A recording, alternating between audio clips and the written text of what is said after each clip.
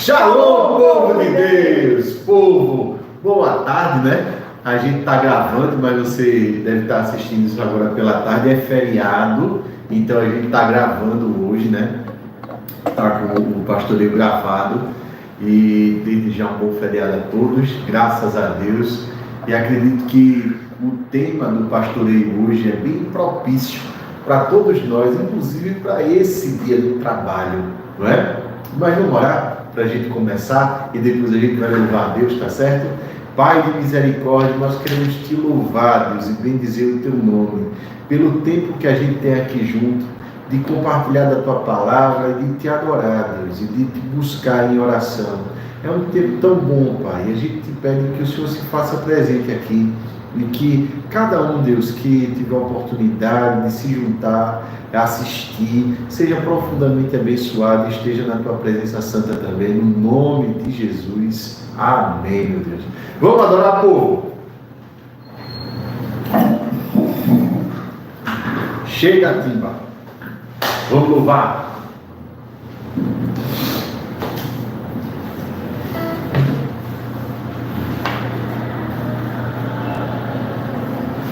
Essa é boa.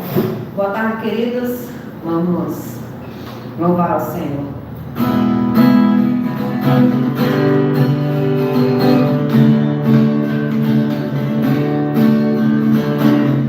Toda terra está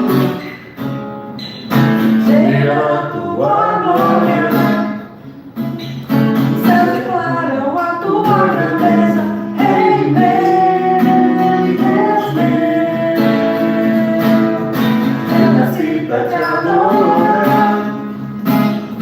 Teu nome proclamar. Quero ser um instrumento teu. Rei meu, Deus meu. Show, eu disse entre aqui. Vou te adorar, o meu prazer te servir. Deus me chamou, eu disse entre aqui. Vou te adorar, o meu prazer te servir. Não consigo mais viver um segundo sem te ver. Meu coração precisa mais de ti. Rei meu, Deus meu. Meu desejo é estar aos teus pés de te adorar. A minha vida está em tuas mãos. Rei meu, Deus meu. Deus me chamou, eu disse eis-me aqui. Vou te adorar, o meu prazer é te servir. Deus me chamou, eu disse eis-me aqui. Vou te adorar, o meu prazer é te servir. A tua vontade é o que eu mais quero. O caminho teu querer. A tua vontade é o que eu mais quero. O caminho teu querer. Deus me chamou, eu disse eis-me aqui. Vou te adorar, o meu prazer é te servir. Deus me chamou, eu disse eis-me aqui. Vou te adorar, o meu prazer é te servir. Amém. Só deu um pouco de trabalho para cantar. Para mim, deu. Eu estava perdida.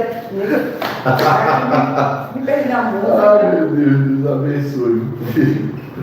Esse violão deu um upgrade também aqui nas cordas. Aham. Vamos lá.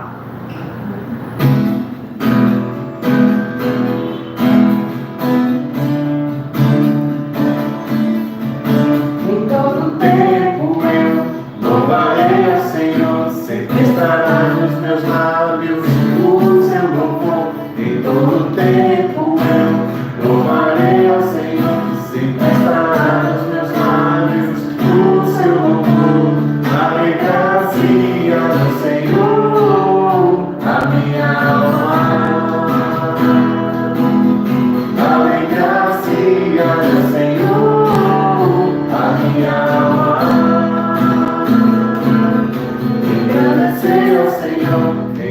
engrandecei comigo, e todos a uma exaltemos o nome. Engrandecei ao Senhor, engrandecei comigo, e todos a uma exaltemos o nome.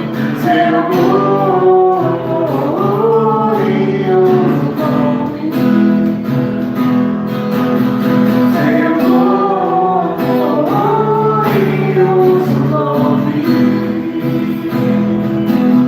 Aleluia no Senhor, a minha alma. Em todo tempo eu louvarei ao Senhor, sempre estará nos meus lábios o seu louvor. Em todo tempo eu louvarei ao Senhor, sempre estará nos meus lábios o seu louvor. Aleluia no Senhor, a minha alma. Aleluia no Senhor, a minha alma. Engrandecei ao Senhor, engrandecei comigo, e todos a uma exaltemos o nome. Engrandecei ao Senhor, engrandecei comigo, e todos a uma exaltemos o nome. Seu glorioso nome. Seu glorioso nome. Aleluia no Senhor, a minha alma. Aleluia no Senhor, a minha alma. Aleluia no Senhor, a minha alma.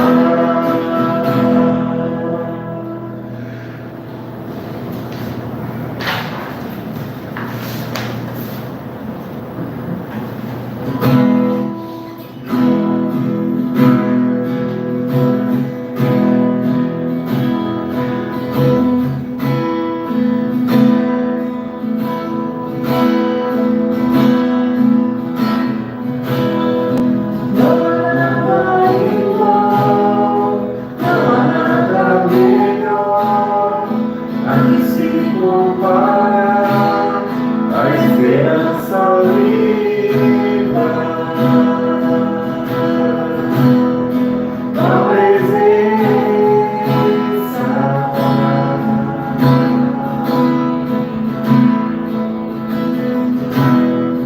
eu provei e vi o mais doce amor que liberta o meu ser e a vergonha desfaz.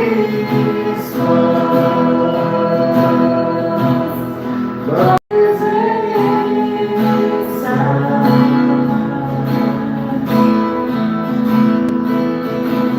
Santo Espírito, és bem-vindo aqui, bem-vindo a encher este lugar. É o desejo do meu coração, sermos iluminados por tua glória, Senhor.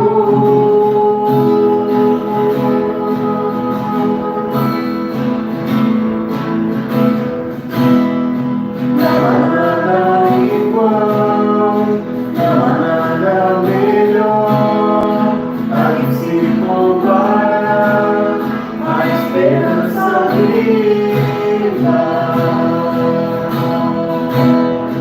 Tua presença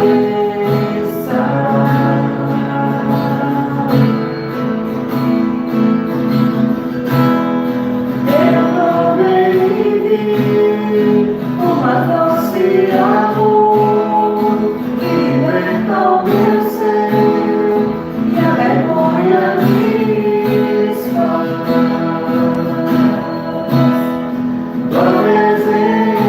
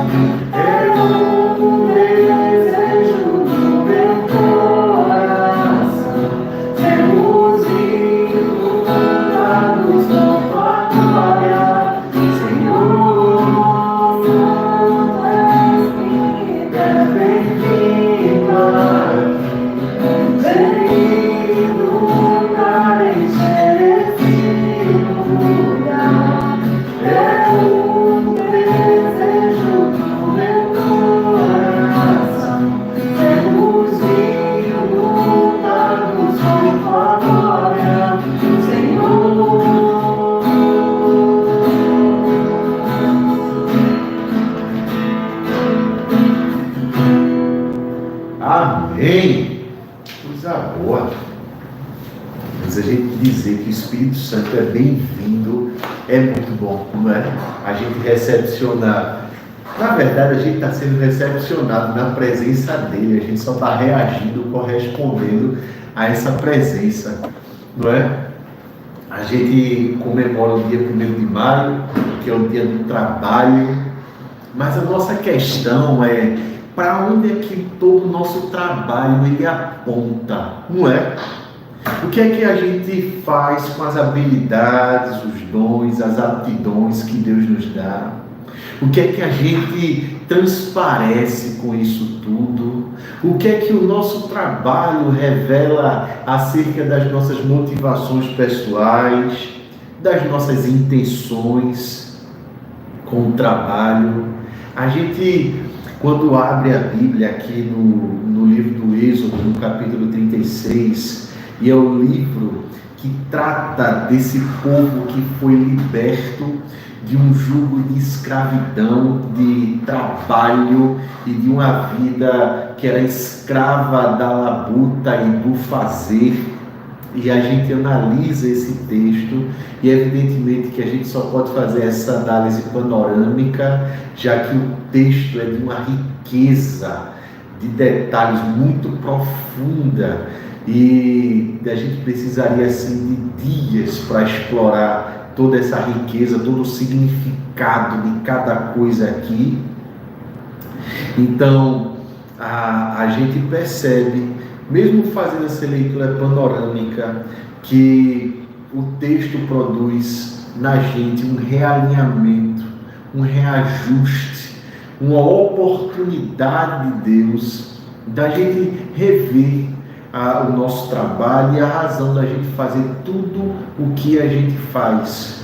Então vamos ao nosso texto, lá em Êxodo capítulo 36, que trata desse processo de confecção das partes do tabernáculo. E diz assim: assim Bezalel e Aholiabe e todos os homens capazes a quem o Senhor concedeu destreza e habilidade para fazer toda a obra de construção do santuário, realizarão a obra como o Senhor ordenou. Então Moisés chamou Bezalel e Aholiabe e todos os homens capazes a quem o Senhor dera habilidade e que estavam dispostos a vir realizar a obra.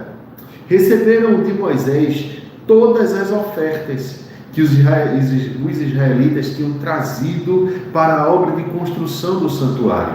E o povo continuava a trazer voluntariamente ofertas manhã após manhã.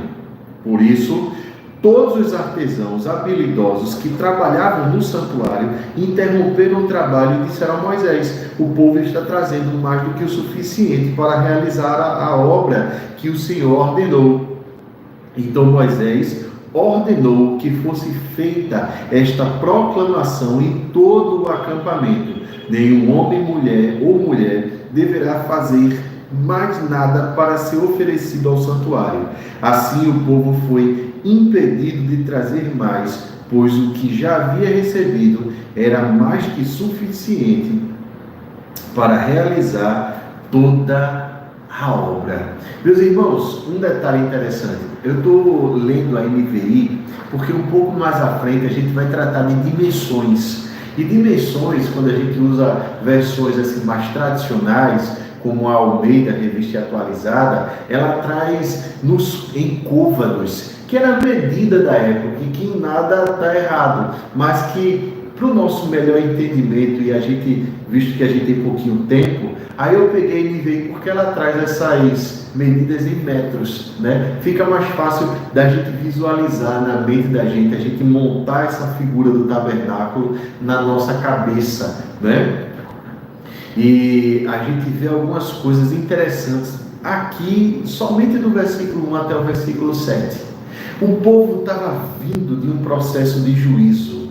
O bezerro de ouro tinha sido confeccionado, Moisés desceu, destruiu tudo, houve juízo sobre aquele povo. No entanto, há ali uma conversa forte entre Moisés e Deus, o pacto é refeito, o povo busca a Deus novamente e agora está na hora de construir o santuário de Deus, o tabernáculo, o lugar onde o povo iria encontrar-se com Deus. Interessante saber que o tabernáculo ele deveria ser posicionado no centro do acampamento. As 12 tribos se organizariam de forma descrita pelo próprio Deus ao redor do tabernáculo, simbolizando com isso que o nosso Deus ele é o centro da vida, do trabalho, de tudo que o povo de Deus faz.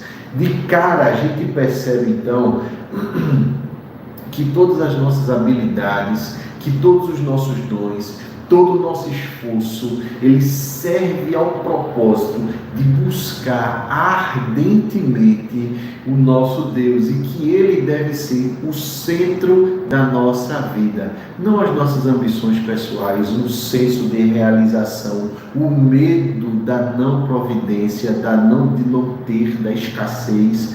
Não é nada disso que deve ser a nossa motivação.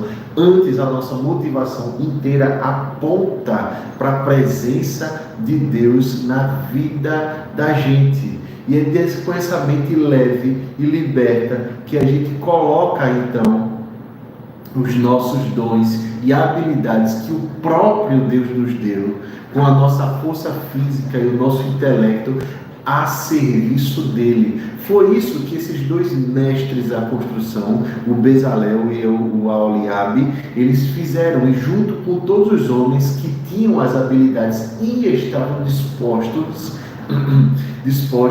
a servir a Deus. Então eles se colocam inteiramente à disposição para construir o tabernáculo. Como nós vamos ver um pouco mais à frente, o tabernáculo ele era uma obra de arte. Ele não era simplesmente uma cabana improvisada, feita de qualquer maneira com o que se tinha à mão. Pelo contrário, Deus levanta o povo e esse povo voluntariamente coloca tudo que eles têm à disposição de Deus. Isso vai tanto na contramão, meus irmãos, dos nossos dias, quando nós somos ensinados que aquilo que nós ganhamos é para o nosso uso, para o nosso merecimento e que para Deus deve se dar o que sobrar, aquilo que a gente tem e que não precisa. Ao mesmo tempo a gente une isso à lógica de uso do tempo da gente e seja qualquer outra coisa. A gente está vendo aqui que vontade de Deus é que o melhor seja dado a Ele, porque a nossa vida se organiza em torno dEle, para a honra e glória dEle e por causa dEle. Então, meus irmãos, esses primeiros 7 versículos aqui já são para a gente uma grande lição de reordenação da vida. O povo entendeu tanto isso que não queria parar de trazer ofertas. Foi necessário que os homens que estavam construindo dissessem: já chega, tá bom, não precisa mais. E nisso daqui nós percebemos também uma outra faceta. Quando a nossa vida inteira se organiza em torno de Deus, nós não nos organizamos mais em torno de uma lógica de escassez, de que se eu der vai faltar para mim. A gente está tão confiado em Deus que Ele supre as nossas necessidades, que a gente se sente na liberdade de ofertar tudo e de ser fiel em tudo. Porque aqueles homens podiam em algum momento lançar mão de algum material, fazer comércio com a outra caravana de povos nômades que se organizavam ali naquele deserto, que estavam ali presentes, mas eles não, eles decidem que eles vão ser fiéis a Deus. Então, uma vida que se organiza no trabalho ao redor de Deus é uma vida de honestidade, de pureza, é uma vida de prioridade em Deus, que busca a justiça de Deus, que entende a soberania e o senhorio de Deus. E é a partir de um coração assim transformado que a realidade do tabernáculo vem à tona. De modo que a adoração, com tudo que a gente faz, tem muito mais a ver com uma realização interna feita pelo próprio Deus, de transformação processual, do que simplesmente de uma ritualística externa, domingueira, religiosa, feita num dia da semana durante 1h30. Então, o que a gente faz para Deus é no dia a dia, ministério, é exercido a cada dia.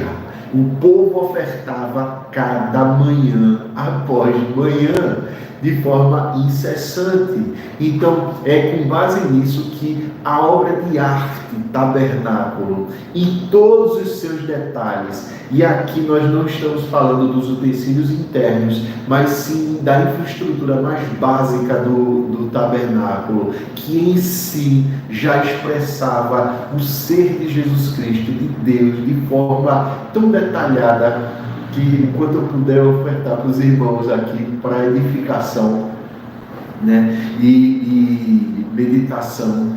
E isso daqui é muito importante. Vamos ao prosseguimento do texto. Todos os homens capazes dentre os trabalhadores fizeram o tabernáculo com 10 cortinas internas de linho fino, trançado, e de fios de tecido azul, roxo e vermelho, com querubins bordados sobre eles. Uma coisa interessante, cada número, cada material, cada cor tem um significado. Cada símbolo, como querubim, tem um significado aqui. E muito rapidamente, deixa eu comentar com os irmãos, ele era feito de 10 cortinas. Esses números a gente encontra espalhados por toda a Bíblia.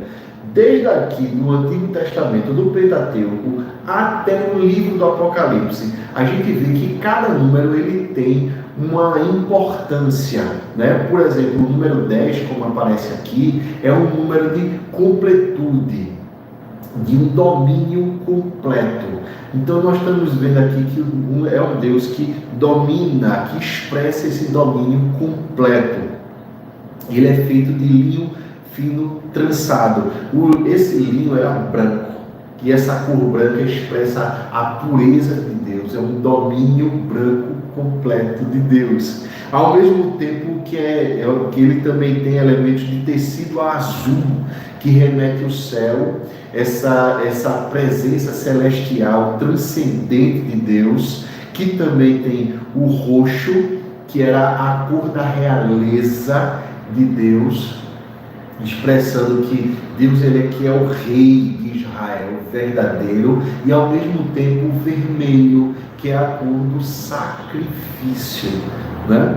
Então, há todos os elementos simbólicos, então, de um Deus puro, que é soberano, que ao mesmo tempo é rei, que ao mesmo tempo é um rei que não é desse mundo, é do céu, e que se sacrifica e aceita sacrifício do seu povo, com querubins bordados, querubins que também em cima da tampa da arca, que guardavam a santidade de Deus. Então nós não estamos diante de qualquer construção, mas é de uma construção que expressa, ela quer passar uma mensagem. Muitos edifícios construídos pela humanidade expressam uma mensagem, expressam algo através das suas colunas, das suas portas, do seu material, não é?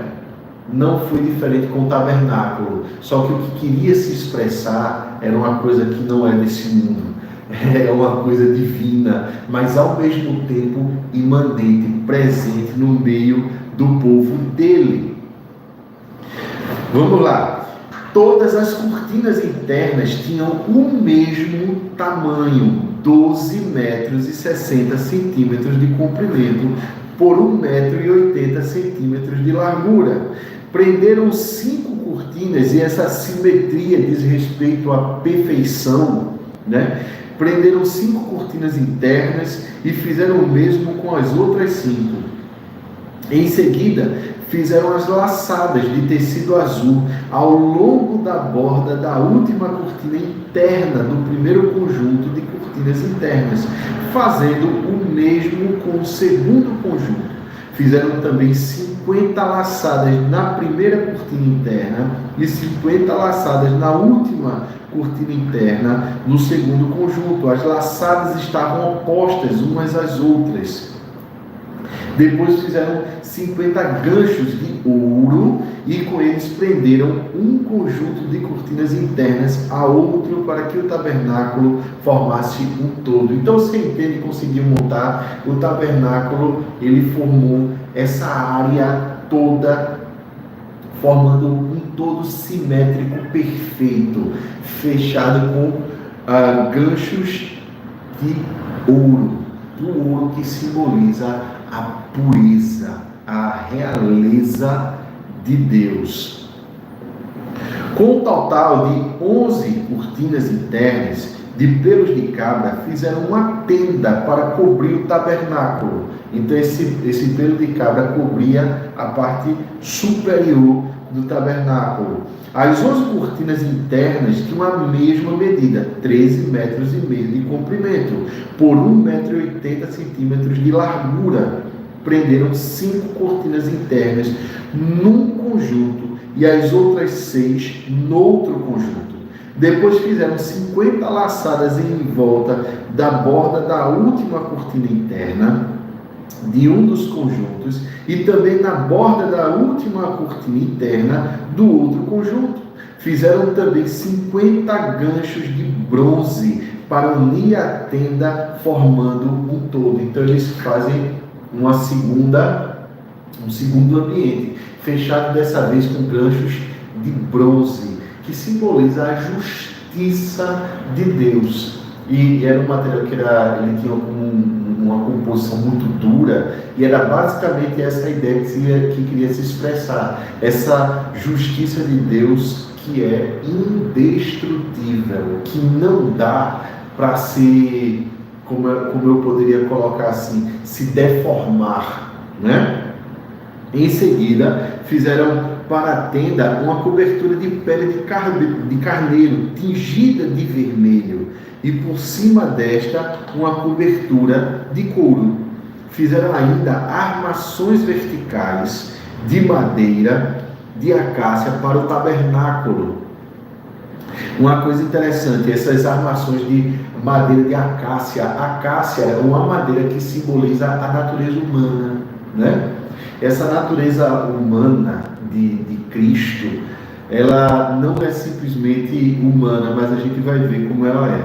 Cada armação tinha 4,5 metros de comprimento por 70 centímetros de largura, com 2 encaixes paralelos um ao outro, e fizeram todas as armações do tabernáculo dessa madeira. Fizeram também 20 armações para o lado sul do tabernáculo e 40 bases de prata para serem colocadas debaixo delas. 2 bases para cada armação, uma debaixo de cada encaixe. Prata era o símbolo do resgate. Quando a gente vai olhar, por exemplo, lá em Zacarias, a profecia sobre por quanto o Messias foi vendido, quanto custou, meu Deus, o preço da vida do Messias, 30 moedas de prata, e foi isso que Judas fez, né? A gente percebe que há um símbolo ali, e não só ali, existe espalhado por outros lugares da Bíblia também, que a prata é o símbolo do resgate, né? Era o que estava por baixo, que sustentava aquelas armações. 2 debaixo de cada armação. Fizeram ainda 6 armações na parte de trás do tabernáculo, isto é, para o lado ocidental, e 2 armações foram montadas nos cantos na parte de trás do tabernáculo.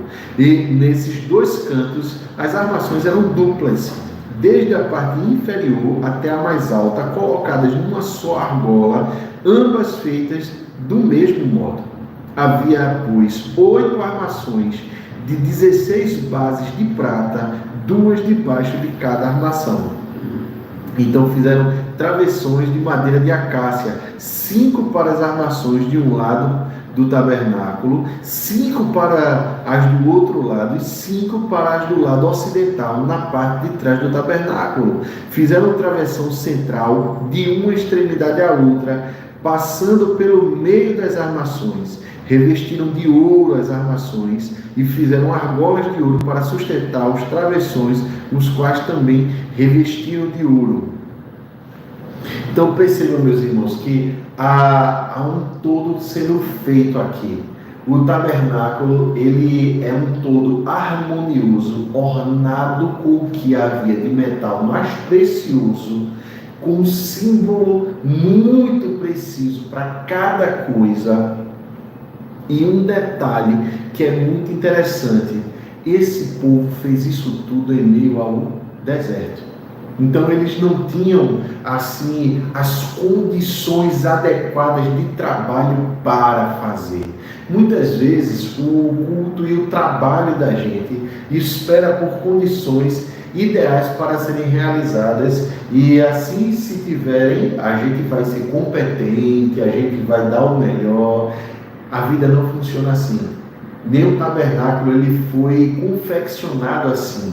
Pelo contrário, as condições eram inóspitas, a variabilidade térmica era muito grande, então de dia era muito quente, de noite era muito frio, não é? Os materiais, eles foram dados pelo próprio Deus, e o povo reconhecia isso. Havia, no entanto, uma abundância não só de material, mas de empenho. Porque não é só material, é empenho. Isso mostra para a gente algumas coisas muito importantes na vida da gente. Que a gente, mesmo sem ter as condições ideais para realizar qualquer coisa, a gente, nas mãos de Deus, tem aquilo que é suficiente, melhor colocando, e necessário para honrar e glorificar o nome dele.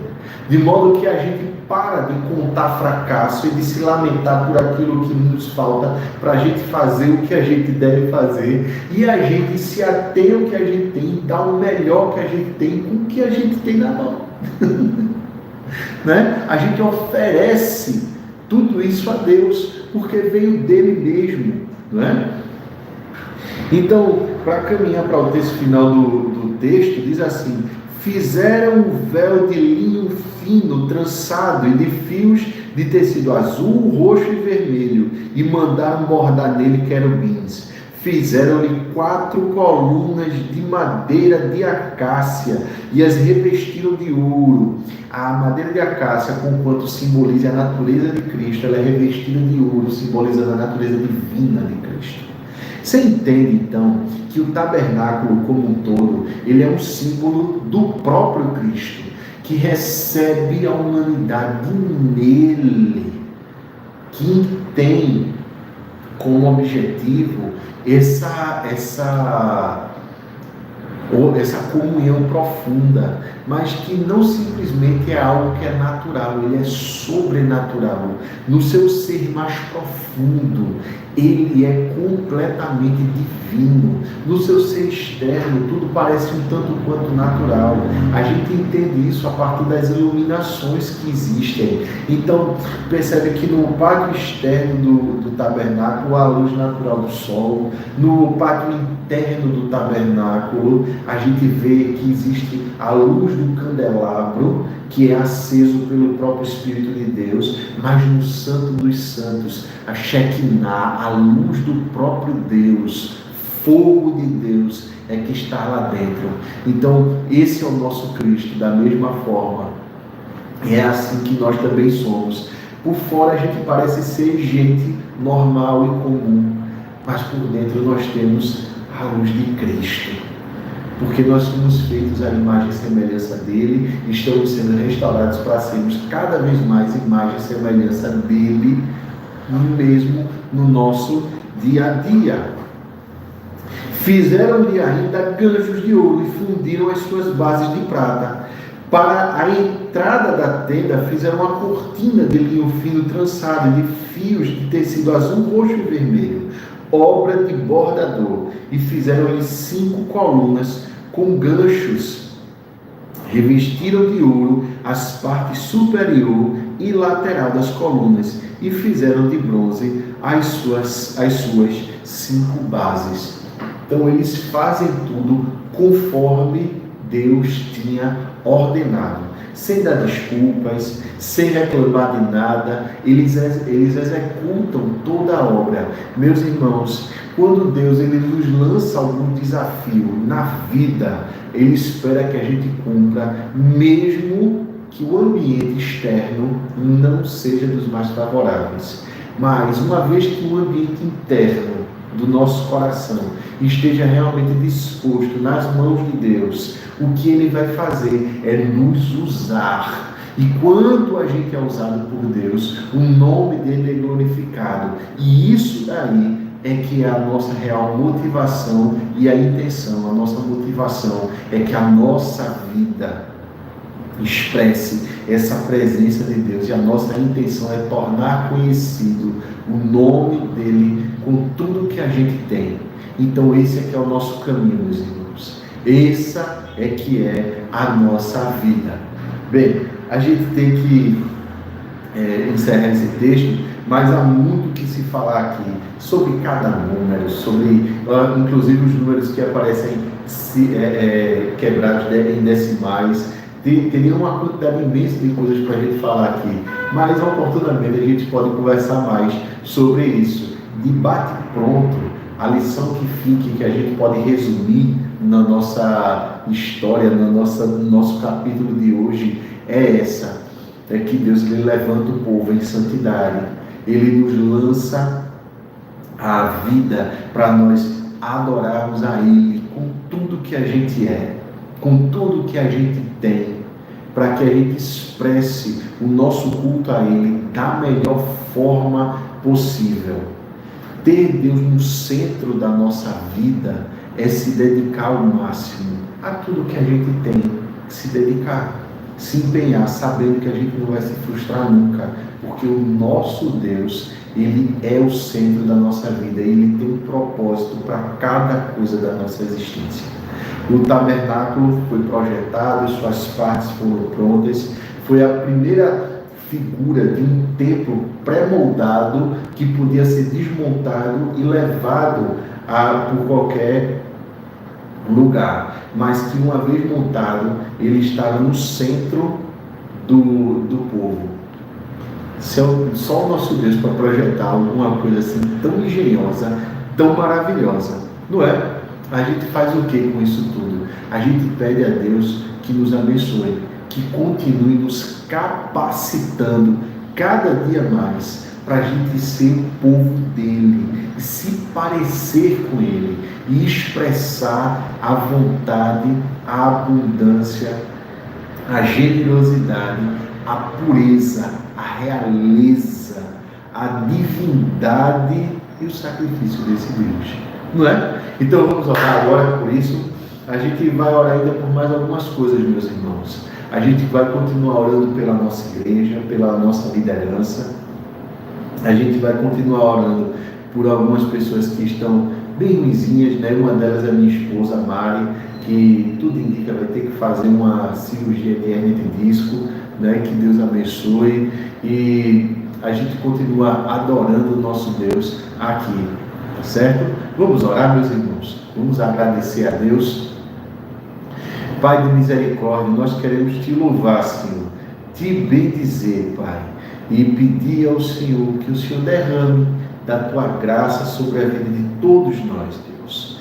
Aqui na igreja, Pai, o teu trabalho, a tua obra, Deus, prossegue, e prossegue com muito vigor.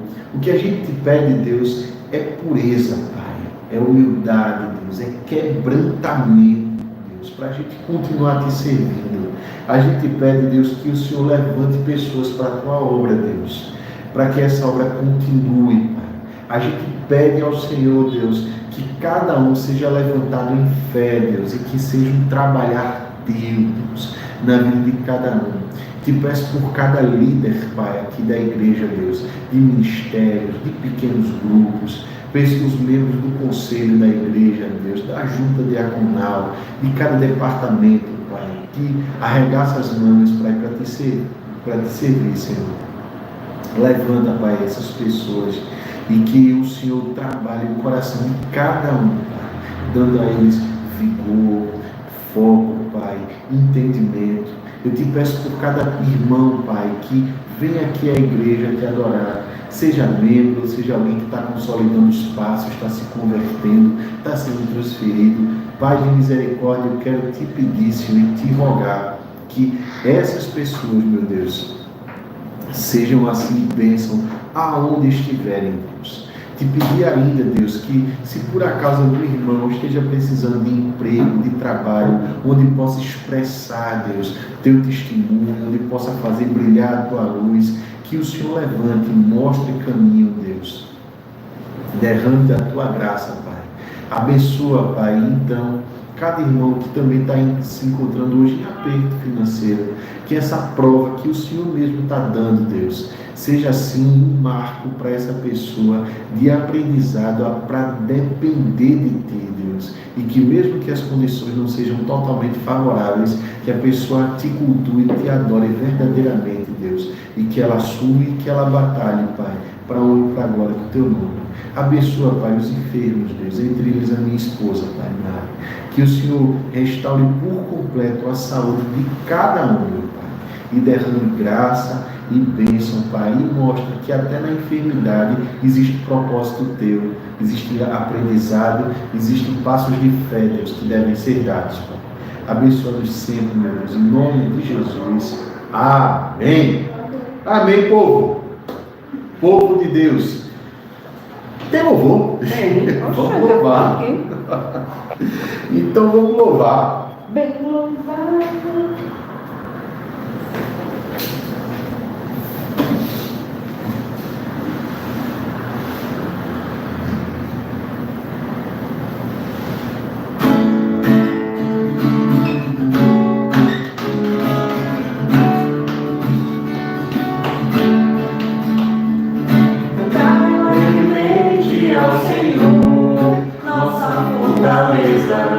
Erguei alegres vozes, cantai alegremente ao Senhor, nossa rocha eterna, bendizei o seu nome, anunciai entre as nações a sua glória, bendizei as nações que o Senhor reina, e Ele reina, glória e majestade estão diante dele.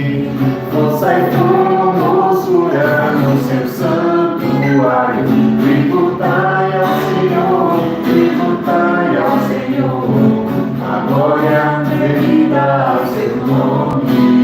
Louvai e adora contra os santos. Cantai ao Senhor, bendizei o seu nome. Tributai ao Senhor, a glória devida ao seu nome, ao seu nome. Cantai alegremente ao Senhor. Amém, povo de Deus. Povo, que Deus continue abençoando. Amanhã, no caso sexta-feira, tem culto da juventude, vai ser bênção. Então, venha-se embora cultuar e a gente se vê também aqui no final de semana, tá certo? Que Deus continue abençoando você e toda a sua família. Bênção de Deus. Valeu, valeu, povo.